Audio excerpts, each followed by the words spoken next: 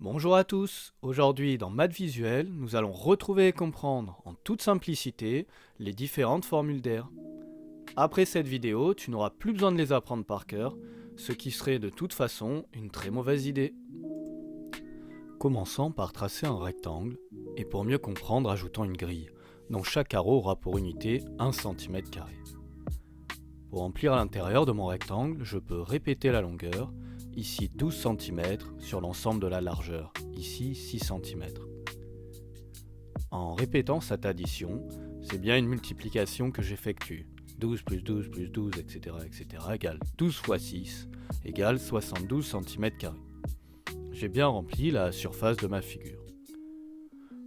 On remarque que l'on aurait pu faire le contraire et multiplier la largeur par la longueur. On obtient bien entendu le même résultat, 6 fois 12 égale 72 cm².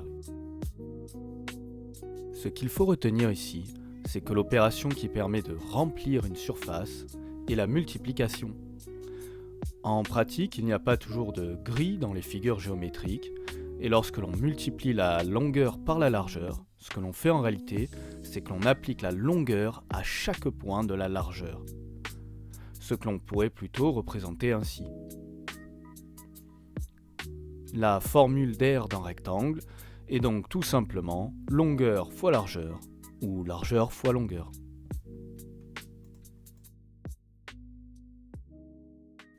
Retrouvons maintenant la formule de l'aire d'un triangle. Pour cela, traçons dans notre rectangle un triangle inscrit, dont la hauteur est égale à la largeur du rectangle, et dont la base est égale à la longueur du rectangle. On remarque que l'aire du triangle est ainsi égale à la moitié de celle du rectangle.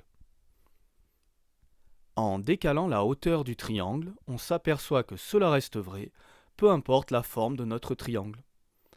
L'aire d'un triangle sera donc toujours égale à la base fois la hauteur divisée par 2, puisqu'elle est toujours égale à la moitié de l'aire du rectangle dans lequel le triangle est inscrit. Et l'aire du disque alors? Commençons par rappeler que la circonférence d'un cercle vaut 2π fois rayon. Nous aurons besoin de cette information pour la formule finale de l'aire du disque. Pour déduire l'aire du disque, on peut utiliser une astuce géométrique. Remarquons ainsi que l'on peut se rapprocher d'un disque parfait par pavage de triangle. Cela nous permet de réarranger chaque part afin d'obtenir un parallélogramme, dont l'aire est base fois hauteur. Puisque la circonférence du disque était 2π fois rayon, la base seule vaut π fois rayon. Et la hauteur peut être approximée à r, le rayon. L'aire de cette figure vaut donc π fois rayon, ou encore πr².